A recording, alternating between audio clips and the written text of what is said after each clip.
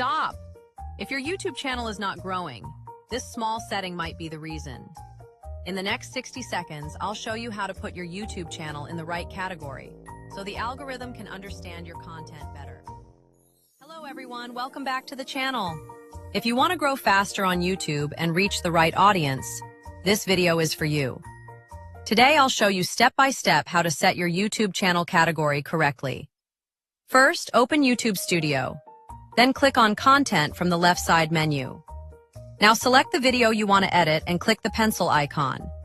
Scroll down and click on Show More. Here you will find the category. This helps YouTube understand your content and recommend your videos to the right viewers. And that's it. Now your YouTube channel category is set correctly. If this video helped you, make sure to like the video and subscribe to the channel for more YouTube growth tips. Thanks for watching, and I'll see you in the next video.